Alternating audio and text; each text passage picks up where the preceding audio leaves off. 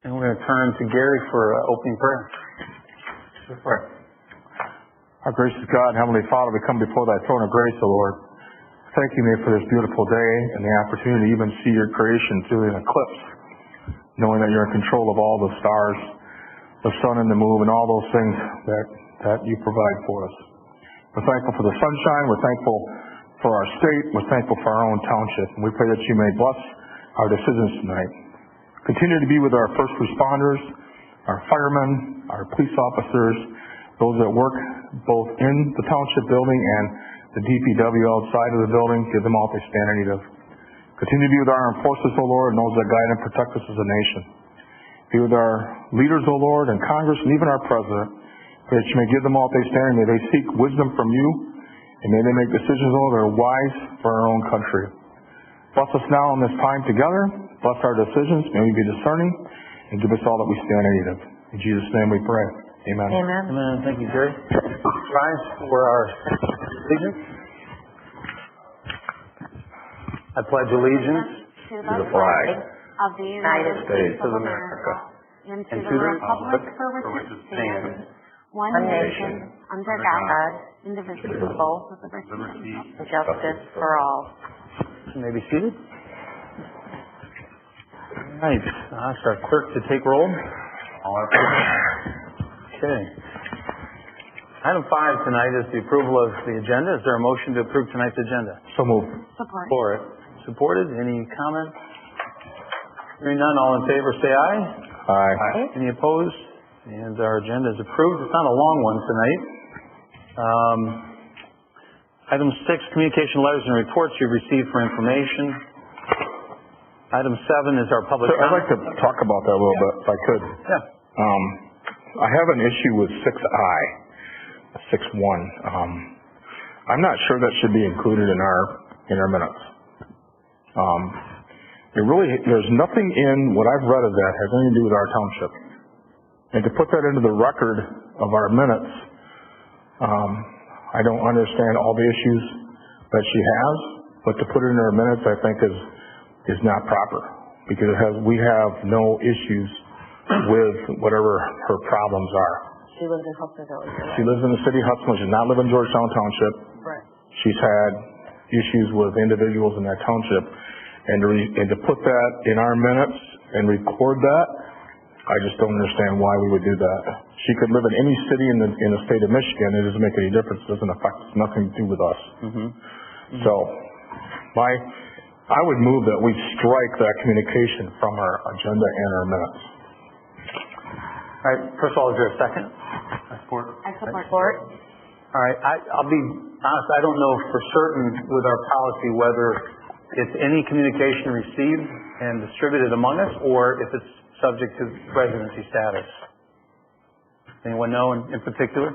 I think it's if they request that it be added in communications. If the person requests that it be added? Yeah, our general practice is if we get a communication to the board, we include it. Is there a qualifier about who is making the communication? Is there any sort of, and I don't expect maybe you have the policy right at hand, but no, we just do it by practice. I'm not sure on the policy. Yeah. I agree with Gary that it feels like we're amplifying a message that has nothing to do with us. And I agree as well. I agree. I'll say the communications as well directly with this individual were not very nice. I mean, it was a bullying. I would argue that it was a pretty bullying tactic to get us to put this on, and how this individual treated Amber via email. Complete disrespect. Okay. Sounds like I'm just going to say how the whole thing was handled to get it on here. I was not a fan of how the approach. Yeah. Good to know. Yeah. Good. Even if it's potentially a technical violation, I don't know, but I'm with you. let's move in that direction unless someone feels differently. It applies in the policy. Yeah. Okay. So there's a motion that's been made and seconded to strike this from our record from our minutes of this meeting. It's obviously in the agenda already, which has been published publicly. But all in favor say aye. Aye. Anyone opposed? With that change made, then item 6, you've received the remaining communications, which will be part of the record. Item 7, I was going to say, is a public comment period. It's our initial public comment period. We have 2 of them in any meeting. Most of you know that, but in case you don't, the one at the outset has to do with items that are on our agenda this evening. And our agenda can always be found a week ahead of time online at our website. So is there anyone here tonight that would like to address any of the items on our agenda for this evening's meeting? Okay, seeing none, we'll close the initial public comment period. As I say, there will be a second public comment period. It won't be too long because it's a fairly short agenda, and at that point you can speak to anything you like. Okay, item 8, is there a motion to approve tonight's consent agenda? So moved. Support. Moved and supported. Any comments on consent agenda? Hearing none, all in favor say aye. Aye. Any opposed? All right. It is passed. Item 9, Cheryl Clark, who introduced, I think, yourself to most of us here already this evening, is the new Ottawa County Treasurer and would like to make an introduction tonight. So she is item 9 on our agenda. Welcome. Great, thank you. Thank you for allowing me to come and speak with you and introduce myself. As some of you may know, I was appointed to the Ottawa County Treasurer's position in December after Amanda Price announced her retirement from that position. And then I started in January of 2024. And I was the Chief Deputy in the Treasurer's Office for 15 years. I served under Brad Slaw. I don't know if you know him from Zealand. And I also worked in the Treasurer's Office when I first came out of college under Bernice Barham. I don't know if anybody remembers her, or Mary Richardson. She was there also. I left and then became the Robinson Township Treasurer for about 9 years, and then came back to the county again after my children were a little older. I was born and raised in Grand Haven.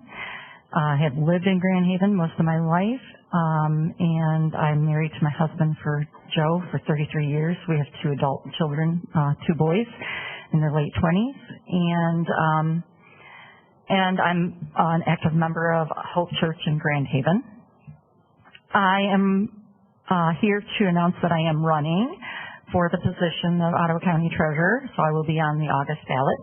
And the reason that I am running is because I would like to uphold the integrity, fiscal responsibility, service to our county residents, and preventing foreclosures and transparency that has been consistent within the Ottawa County Treasurer's Office for quite some time.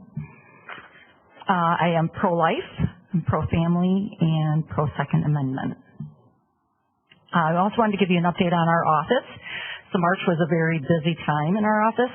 We had, that was the time that we were settling with the township and city treasurers, all of the taxes. And what that process entails is we take in all of the delinquent taxes that were unable to be collected. And then we balance the books and then send out payment to all of the taxing entities. And that payment will be going out, I believe, next week. It's going to be almost $7 million in payments made to all of the taxing entities. That will make everybody whole, and the county takes on that debt at that time, and we are responsible for collecting all of those taxes. We also had the forfeiture process ended with March 31st, and we actually, because March 31st was on a weekend, we extended it to April 1st, allowed property owners to come in and pay their delinquent taxes on that Monday before we foreclosed on them. I have to say that my team did an excellent job. We started off with over 60 at the beginning of March. We ended up only foreclosing on 9. So we had 2 houses, one in Spring Lake Village, one in Georgetown Township. We have 1 building in Coopersville City. And then the rest are all vacant properties. Most of them are gap pieces of property that don't even have an owner. So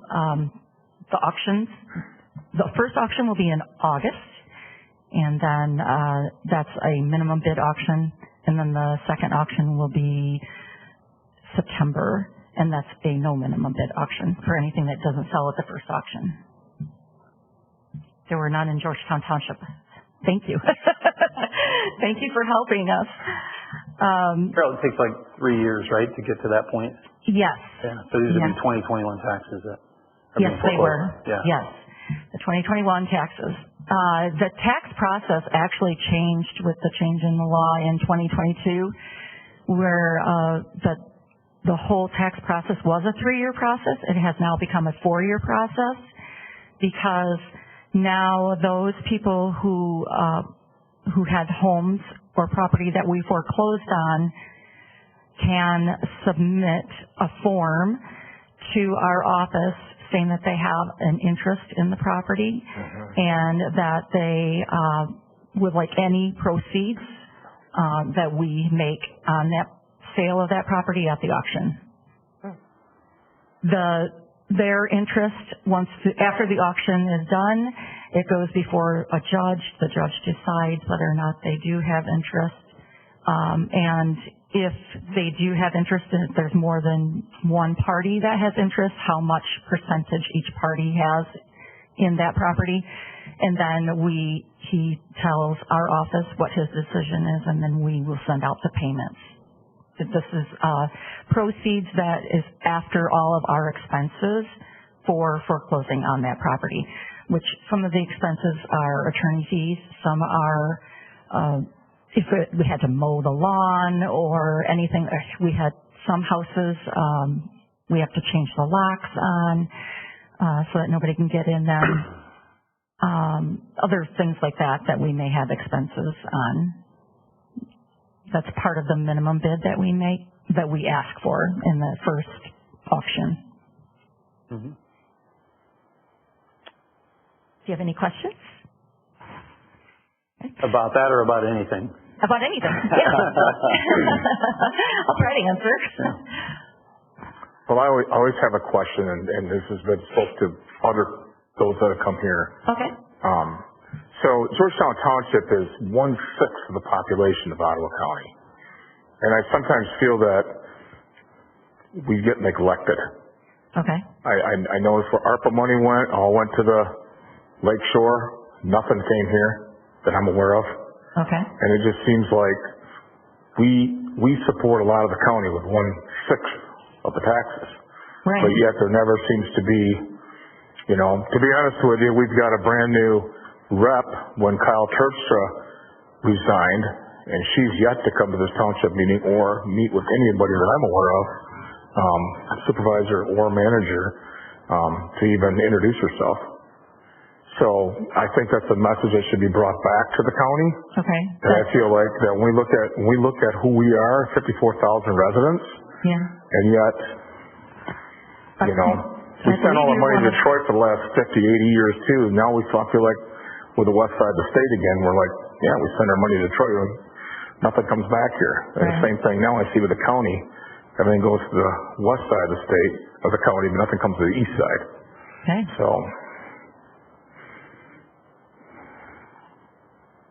So when you're talking about the rep, you're talking about your commissioner? The Ottawa County commissioner? Yeah, Rebecca Caron has been here, but I don't think, was it Kendra Wenzel? Yeah. Okay. All right. I can get with her. But those are concerns I have. I feel like our Georgetown Township has not been, when I look at all the ARPA money, $54 million. Yeah. And we had infrastructure we'd like to have money spent on. It all went to social stuff that just evaporates after 3 years.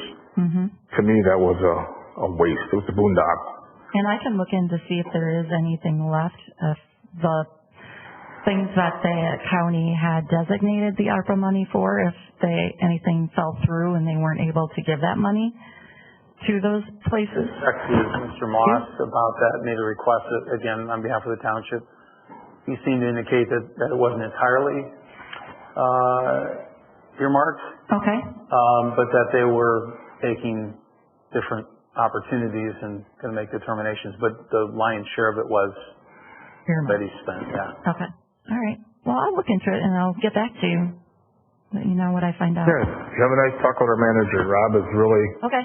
open and he knows where things are going and some of the structure, some of our infrastructure issues that we have right now. So. Okay. I will do that. And thank you. Oh, that was the previous county commissioners that spent all that. They did, but even now though, there seems to be very little communication with, and I get it, they got a lot of things going on there. There's a lot of people that are just fighting for their time. I understand that part of it, but my point is though, there's not been a lot of communication with the county seat in our township that I could see. Unless I'm wrong, but I know I've asked Rob about this, and Rob's like, we don't hear much from these guys. I talked to him. But who was it? I don't even remember. We had Hofler and who was the other? Oh, before? Yeah, previous commissioners. In 2016, since 2016, I don't think we've ever had a commissioner come to a meeting. I think that's a true statement. Really?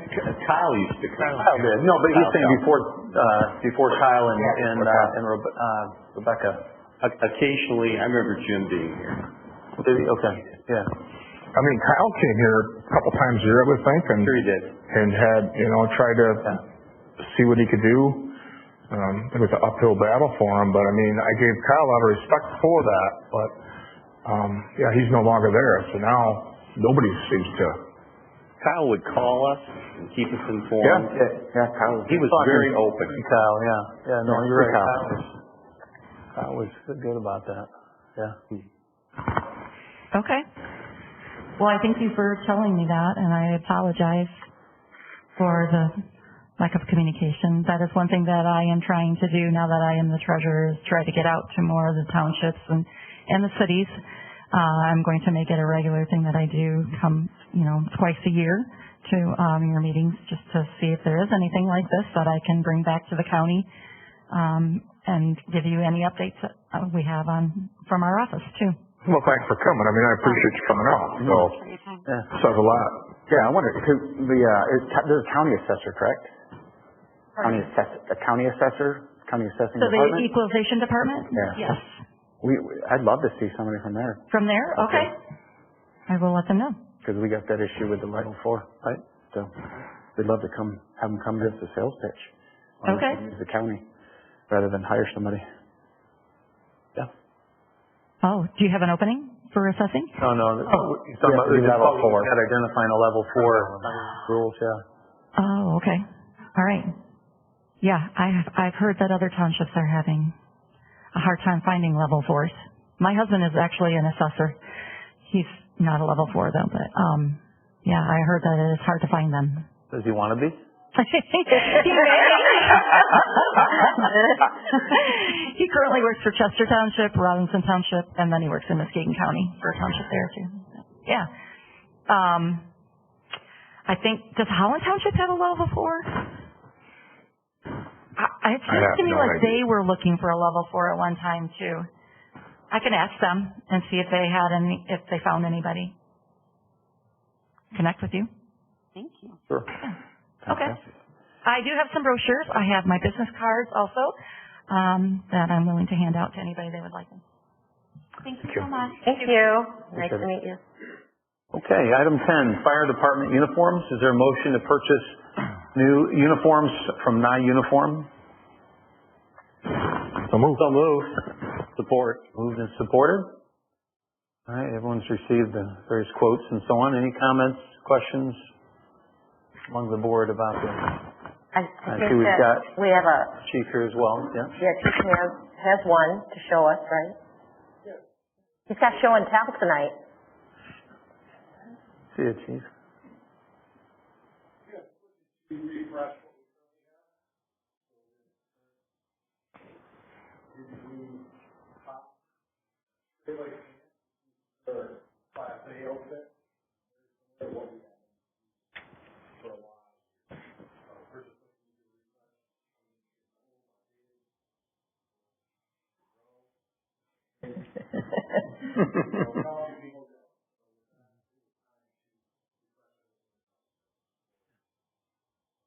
Chief, is there about 60? Would that be about right, or in that neighborhood? Yeah. Okay.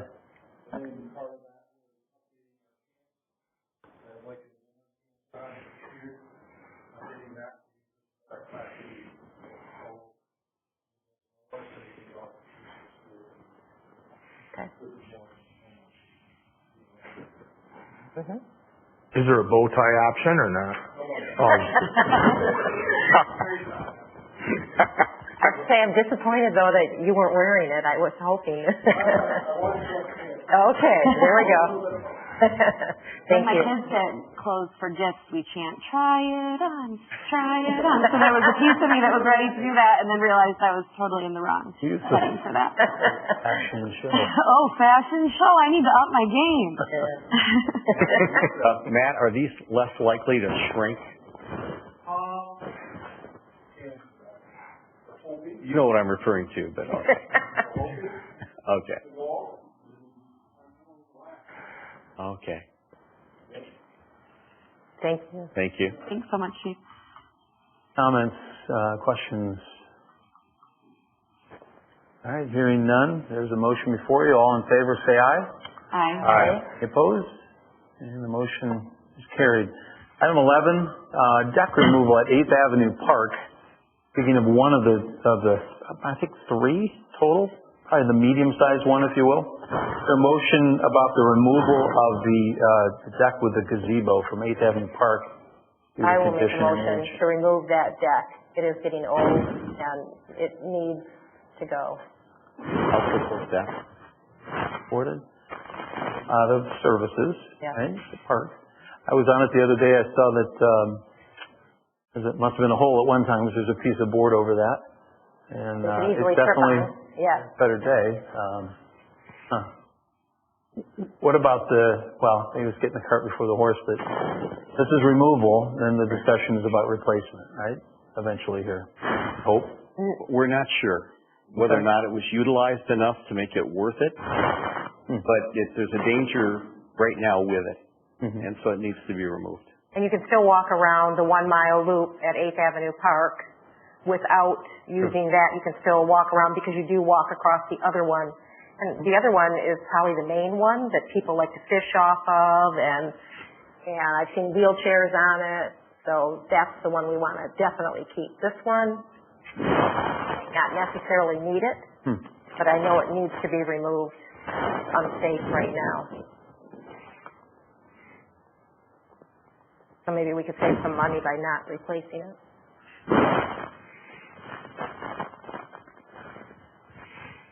Well, I guess I would agree it needs to go due to age. I hope that serious consideration for replacing it will be made. But as you say, you'll have to look at its use and the rest. It is pretty neat, you know. It's a neat feature. I guess if you didn't have it, you'd have to bring that asphalt path back to wherever that cement path lies there, yeah. Okay. That might come down to cost, huh? Yeah, if we replace it, let's try to get something that doesn't need to be maintained, because it looks like it hasn't been maintained. Right. No. Correct. Ever. I believe it's well over 20 years old. 25. So, Walmanized lumber, that's pretty good. 25 years old, and you can only do so much on maintenance because you can't stain it. It's not allowed. One drop goes in the water. Because it's over water. I mean, one telltale sign removed, what do we hear? And do we get calls? And do we get a lot of feedback, you know? Might be one way to judge its importance. All right, any other comments? Hearing none, all in favor say aye. Aye. Anyone opposed? Motion is carried. Item 12, the cemetery expansion proposal. Is there a motion to contract for the surveying work to be done in preparation for that expansion across 28th? So move. Support. Supported, okay. It's on the floor. Any board members wish to address this particular motion? I knew it was coming. That's why we're going to have to move over to the other side. So this is just prepping us to be able to get ready for that. Yeah. These expenses come out of general fund or they come out of cemetery fund? General? How many spots do we still have available for sale on the current side?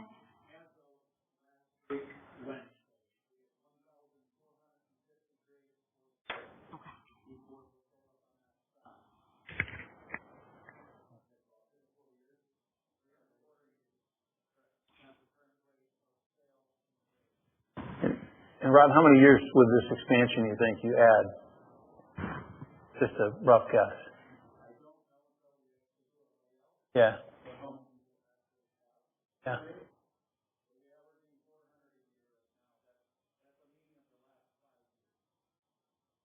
Wow. So, sure.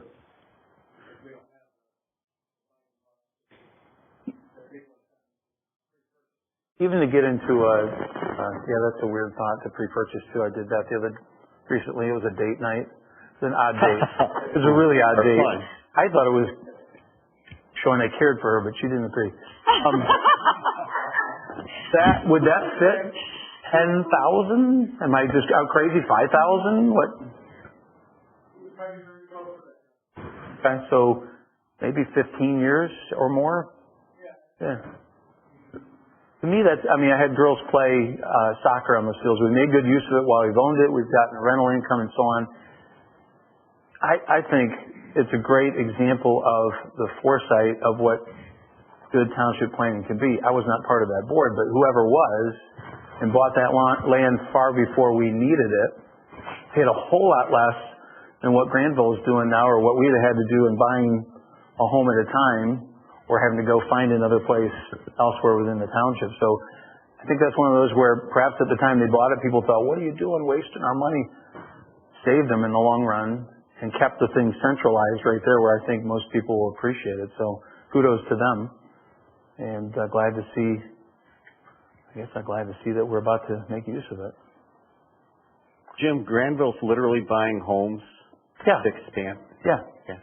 Yeah, I mean, they have a big cemetery, so they did set aside a good plot, or a good portion, but they ran out, yeah. You know, in Europe, after 50 years, they still bury another one on top. So. Yeah. You get 30 years, your cemetery, and then 20 years of rent. And then after 30 years, you get your stone back, so. You get your stone back? They don't even like... In Germany, in 50 years, a lot of people have their stones back because there's another body on there, so. Oh my gosh. Fun fact of the day. I have, my brother has relatives there, and he talks about it. Any other comments? What is there? So cemetery is a fiduciary fund? Holds the deposits. Perpetual care fund, but that doesn't pay for this. Okay. So. I know that like the DPW is a proprietary or enterprise fund. Either one. So it's like it can't be used for anything but DPW infrastructure. Correct. Cemetery, what is that money to be used for? Well, it's general fund dollars. Perpetual care, just maintenance of. Well, that's the deposits of people buying. Yep. And then, moratorium, or what do they call the, columbarium. Do we know what that balance is at right now? Yeah, it'll be on the next, Dale report. It keeps growing with, inflation and interest rates. So. Other comments, questions? Okay, hearing none. All in favor of the motion, say aye. Aye. Opposed? Motion is carried. Item number 13, this is our second public comment period. So for any who came tonight wanting to address the board, this is your opportunity. We just ask for your name and your address, and you have 3 minutes. I realize we gave Ms. Clark a little longer, but she is a sitting member in a position and had contacted us in advance to be on the agenda. But 3 minutes is a lot of time, I think. So, who would like to address the board, if anyone? Yes, ma'am. Hello. Welcome. I'm really nervous. Oh, welcome. Don't be.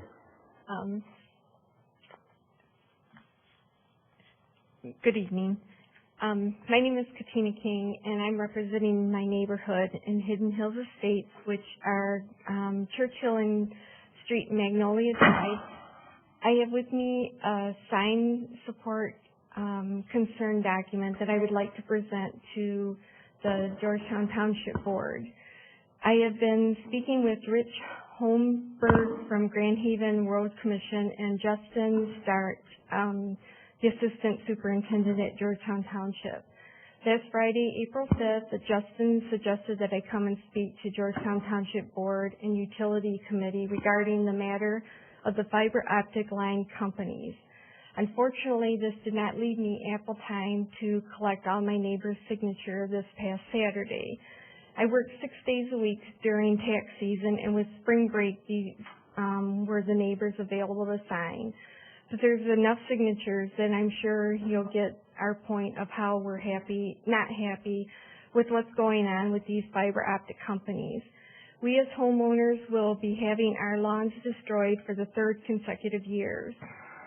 Fiber optic cable companies have been repeatedly coming into our neighborhoods, tearing up our yards to put in more and more fiber optic lines.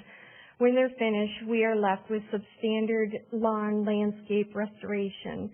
As a result, we are forced to spend personal finance and our personal time to properly repair our lawn and landscaping. These companies do come up into our residential properties.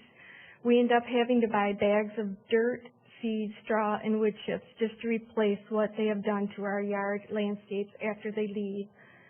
Once they're finished, they just rake our dirt back and sprinkle a small amount of grass seed and cover with a little straw on the areas they work on. If you try to find someone and or speak to them about fixing it correctly, none of them speak English. Even if you put a translator on your phone, they still say they don't understand. There's no one in charge you can talk to. Several of us have tried.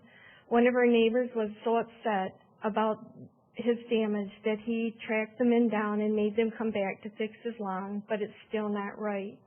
I did finally get a hold of someone at AT&T about the concern, but the damage is still not fixed. One example in our neighborhood is Allie, who has a big hole still in her yard, and she has 3 small children that she can't even allow to play in her front yard because of this and for their safety. These companies come up into the middle of our property and dig holes, and it took out several of my underground sprinkling. They parked their large equipment, and 2 years ago, it took out a gas line in our neighborhood, and some of the homes had to be evacuated by the fire department. Last year, AT&T cut through Comcast new lines, cutting off our service in our neighborhood, and luckily for us, Georgetown Township, one of the white trucks was down checking up on AT&T that day, and were able to communicate to them what they had done, and went to AT&T and told them what had happened. They denied that they had done that, but the truth was they did. Comcast had to come back and be notified and come and relay a new line, which meant more holes had to be dug in our lawn. And Comcast crew was not happy about the situation, and our neighborhood was upset also. We take pride in our neighborhood. Several of us had to pay for lawn care and services such as weed and feed or lawn cutting. And when you have all these flags in your yard and holes in the lawn, this cuts into our cost of these services. Also, there are several families with children that play out in their front yard, and this is the 3rd year that you are having these companies come into our lawn and take over their play area as well as the streets where they ride their bikes. Also, homeowners are not receiving notification. Are you close? Yes, I'm okay. almost done. Yep. Are not receiving notification of these new companies and our disruption to their properties, except when we come home and see these flags in our grass. This is not acceptable to us as a taxpayer to be notified that we are going to be disrupted to our home and our lawn. Georgetown Township can put this notification in the newsletters and keep the homeowners updated. I do know, talking with other Georgetown Township homeowners, they feel the same way our neighborhoods does on this issue. Thank you for hearing our concerns, and we hope that you take this matter seriously into consideration when our are approving these new fiber optic companies into Georgetown Township and are holding them accountable to fixing the homeowners' yards, landscaping back to the way they found them. Also, please implement a pre-notification system in your newsletters. We look forward to receiving updates regarding our concern in the very near future. Thank you. And I would like to give you signatures from our neighborhood, if I could. Do you have just one copy, or do you I have multiple? copies. Okay, so we have to elect who would Because I give have it, the but we're welcome. one, and then they said for utility. You may, I mean, it's up to you. You may want to give those to the utility members if you're staying for their subcommittee meeting after this, or you may give one to us now and bring one to that meeting. Yeah, okay. Yes. No, go ahead. Sure. Thank you. Are you going to stay for the utilities meeting? Well, I would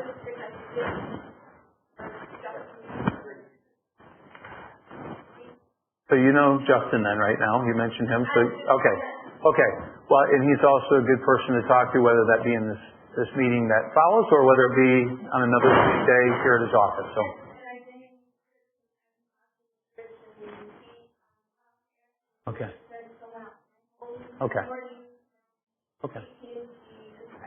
Okay. All right, thank you. Next, anyone else?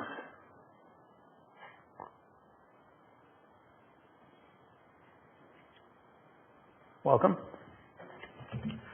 Good evening. My name is Greg Todd. My wife Crystal and I have been married for 26 years. We homeschool our 3 small children, and I'm a 17-year litigation attorney, small business owner, firefighter, first responder, and former police officer. Now I'm running for the Ottawa County Prosecutor's Office. When COVID hit, I witnessed an unprecedented assault on our individual liberties and the founding documents of this country. Ironically, Ottawa, being known as one of the most conservative counties in the country, was one of the most harsh in its COVID response. During this time, our prosecutor's office wielded its powers by menacing the small business owners who had the audacity to stay open to serve their customers or maintain their livelihoods. They even charged some of these people with crimes. Some of these businesses had to close their doors forever. Tierman's in Holland, for example. As municipal officers, these were your constituents. You've lost potential tax incomes, and their contributions to your community will be unknown at this point. Even though these mandates were unconstitutional, our current prosecutor's office had no problem wielding the authority of that office in order to coerce compliance. It has been said that thinking these things, these mandates, were unconstitutional is a far-right conservative opinion. The reality of that is that it's simply an observation of Michigan law as held by the Supreme Court in October of 2020 and our Court of Appeals as held in June of 2023. I'm running for Ottawa prosecutor because we deserve leaders that will lead with conviction, that they will secure our liberties, that they will ensure justice and foster a safer, stronger community. This will be accomplished through the 4 pillars of my campaign. The first, obviously, is that I will uphold my oath to defend the constitutions of the United States and the state of Michigan. Second, I will work with law enforcement, standing by their side.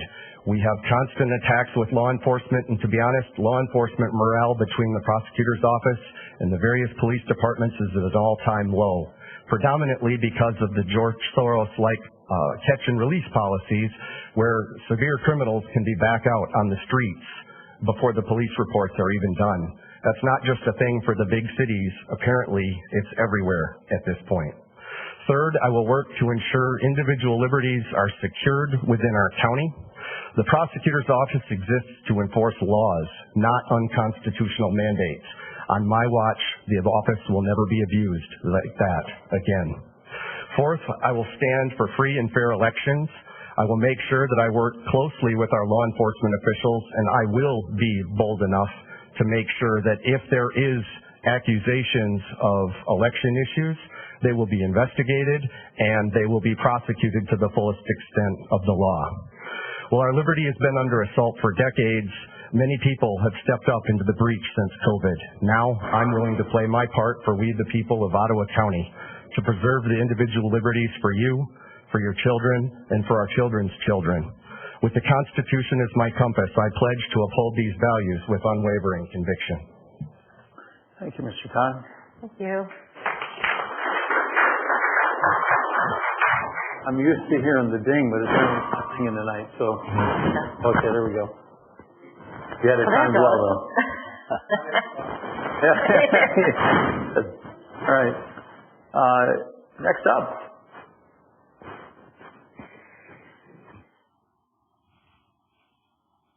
Welcome. Thank you. Good evening. I'm Eric DeBoer, and I've recently been appointed as undersheriff by Sheriff Kempner for the Ottawa County Sheriff's Office. Knowing how important our relationships have been between the local units of government and the Sheriff's Office, I wanted to make sure to stop in and introduce myself. I'm sure I'll be working with the staff during the daytime, but I wanted to make sure to get out and see the elected officials as well so they can put a face with a name and know who they're speaking with when they call the Sheriff's Office to ask questions. I want to tell you a little bit about myself. I began working for the Sheriff's Office back in 1999 when I was a freshman at Calvin College on the Marine Patrol and Reserve Unit. After graduating from Calvin College, I was hired full-time as a road patrol deputy and put in the community car in Park Township. I spent 8.5 years there in the community policing role before being assigned to the West Michigan Enforcement Team where I worked undercover drugs and narcotics for about 3.5 years. During that time, both in the community car and in WEMET, I was in school and finished my master's in public administration. After about 3.5 years working undercover, I was promoted to detective and had various assignments through the Detectives Bureau, including crimes against children, and then general case work, which includes anything from break-ins to homicides, both in Hound and Grand Haven, as well as a short stint in frauds where I was assigned to the federal task force.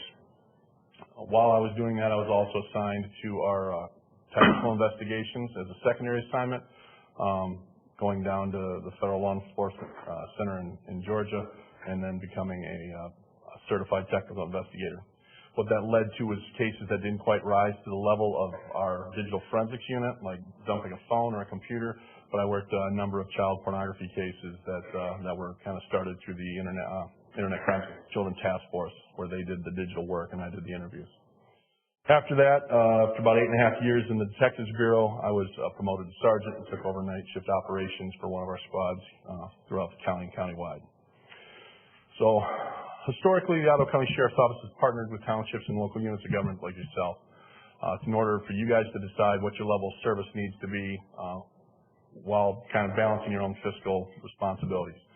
That's led to us being able to put our people in townships as we see fit so that they can become a bigger part of the community and not just an occupying force. I know all of you probably can say by name at least one of your community policing officers. If not, Georgetown has its own supervisor. He's sitting behind us, obviously. You know Michael. But that's allowed us to kind of ingratiate ourselves into these communities. And so it isn't us versus them. It's all of us versus the 1% of people that just make poor choices. So this has led to a positive investment for our deputies and a positive outcome for the townships. I'm excited to begin my new role as undersheriff, and I look forward to continuing to apply modern administrative techniques to manage the continued growth of our county. We're the fastest growing county in Michigan, while not losing that important part of being a part of our communities. I look forward to working with you all long into the future, and thank you for your time. Thank you. Thank you, Eric. Thank you.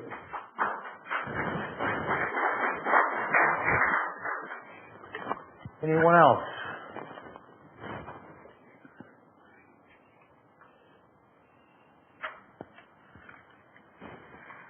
Welcome. Hello, my name is Pete Plowman, 6877 Creek Ridge Court, Hudsonville. I just want to bring something to your attention. I think you guys all know that there's a big difference between the legal way of doing things and the right thing. And I think there's a cancer growing within the township. We have a superintendent that is not going by your rules. He doesn't follow the rules on nepotism, even though he makes it look like it's okay. But everybody in that fire department knows when the father is the chief and the son's the assistant chief reporting to him, they know that's nepotism. Even though legally, you're all right. He doesn't get 3 quotes on bids over $10,000. The Elders Electric, when I was here last time, the lamppost, didn't do that. And then you have a rule for if someone's running for office and they become a candidate, that they need to take a leave of absence without pay. Gene DeWitt became a candidate January 5th. did not take a leave of absence and did not forego pay, even though he now is retired and his son is the chief again. So in your own rule book, it says people who don't play by the rules tend to step on other people's rights. And that's what you have here. Now, he's the symptom. Now you have to take care of the problem. But you already have a solution. You have the Dan Hamming precedent. When someone doesn't follow the rules, you give them the option, like he gave Dan Hamming, a 40-year veteran of the fire department, and asked him to be fired or retire. Dan chose retirement. So you can do the same thing to him as he has done to Dan. So I hope you do the right thing, because not playing by the rules, not a good thing. Thank you. All right. Anyone else tonight? Seeing none, we'll close the second public comment period. Item 14, discussion and general information among the board. Am I right and left here? Anybody? Jim, I sent out an email concerning our parks for Ottawa County, and they're doing a park survey similar to what we're doing as far as 5-year plan. And if you get a chance to fill it out, there's only a couple more days on it. They'd appreciate your input. Very simple, only takes about 5 minutes. I filled it out a couple of weeks ago. Okay, and there's a spot there where you can leave comments and so forth. So, I would like to just mention real quick here, Mrs. King had the same problem in our neighborhood, terrible. Our cement pavement was raised up, and I had to go get sod and so forth. It disrupts everything. If there's something we can do, a lot of our constituents are upset about the poor quality, and I support everything she said. It's just the way it's happening. And it disrupts the neighborhood, and the quality is poor. And they've said, well, my cement slabs will eventually go back down after they put the cable under it. No, they won't. Yeah. So she has a legitimate complaint. If I send it to finance for policy, to create a policy that those doing any work in right-of-way are responsible for restoring it to original condition. Because we had the same issue on Elmwood when they put in the bike path and repaved that road. It was terrible. Probably dozens of complaints about that. Left irrigation pipe literally hanging up in the air. They did it to Cottonwood, our property on Cottonwood. It's just disaster. They took all the black dirt, which was like 12 inches.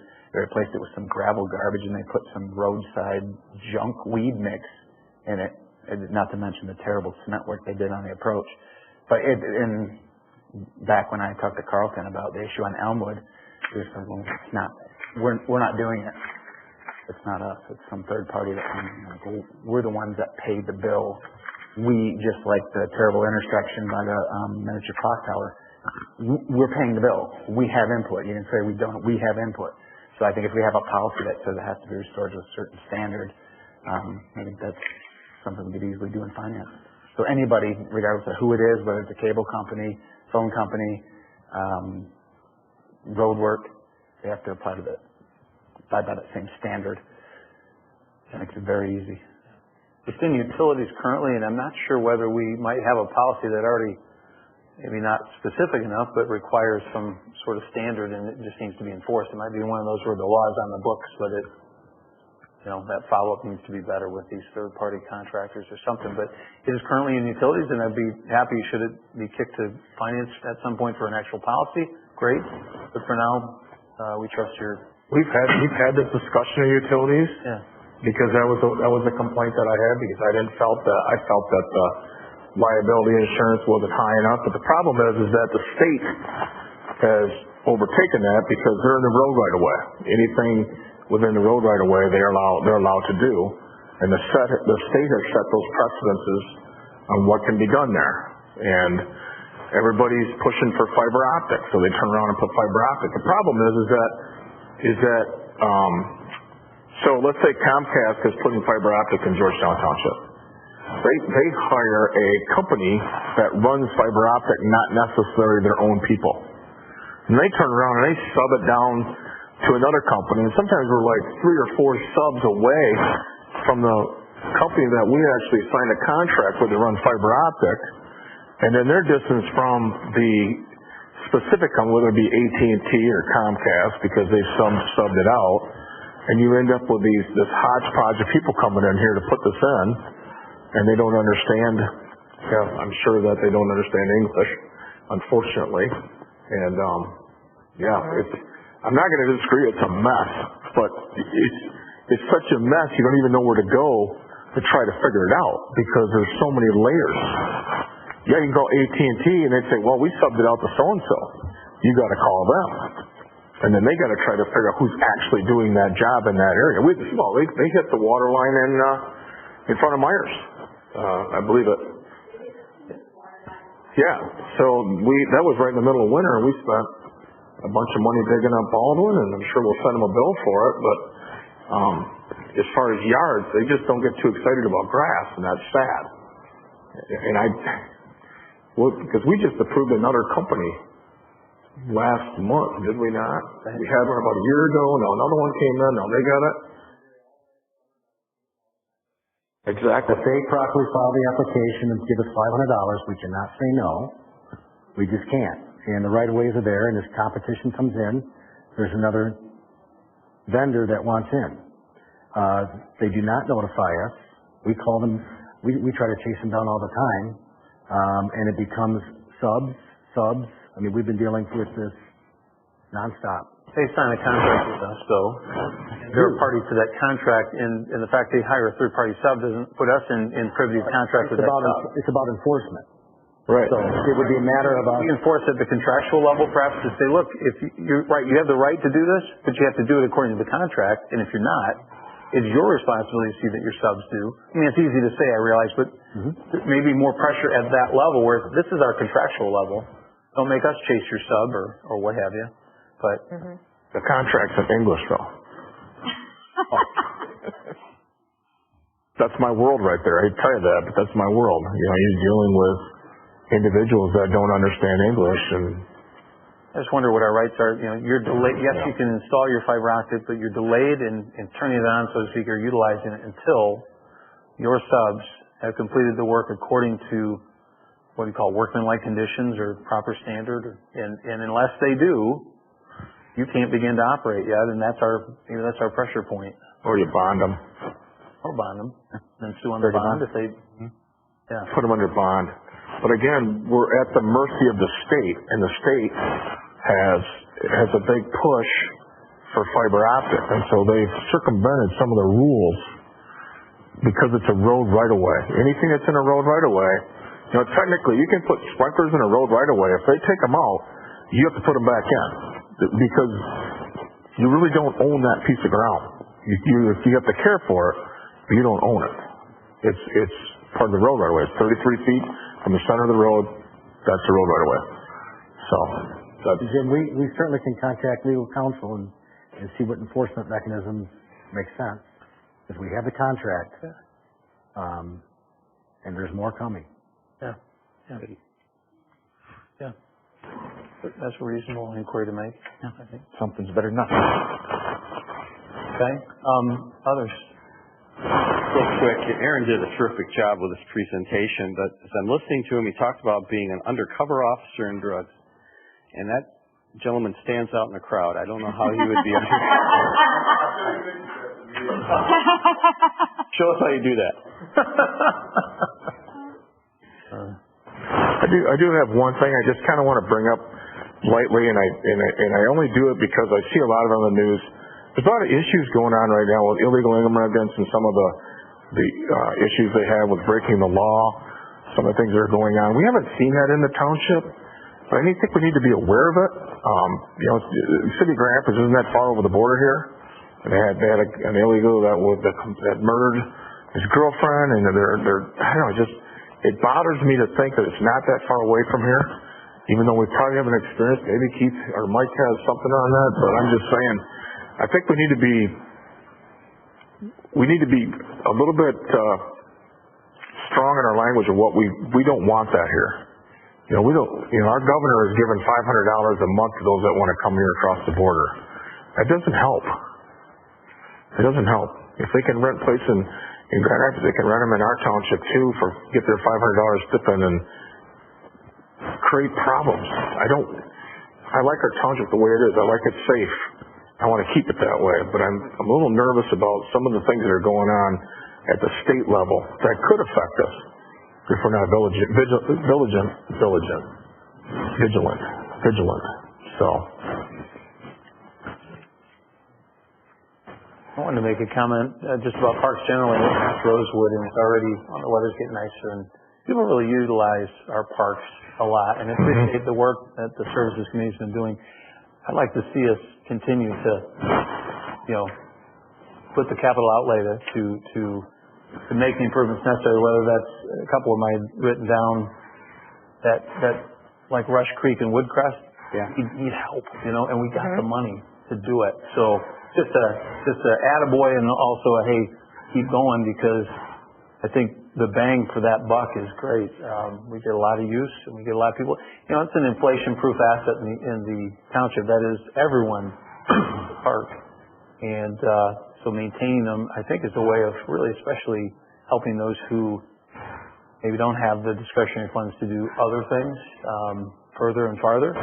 So appreciate your work on that and encourage you to keep going and to spend what we budgeted in that respect. Jim, when we lost the inmates for Ottawa County, that hurt our parks as far as manpower. I think we have to look closely at that and what we can do to fix it.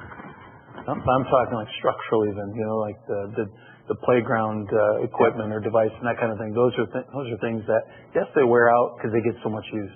Yep. And I know you guys know that. I'm preaching to the choir, but I want to see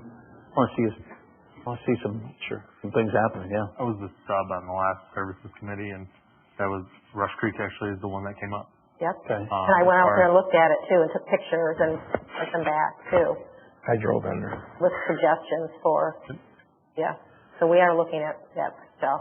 Thank you for covering for me last meeting. I really appreciated that. Anyone else? Okay. I don't want to do too quickly here, but is there a motion to adjourn? So moved. Support. Support. In favor, say aye. Aye. Okay. Meeting's adjourned.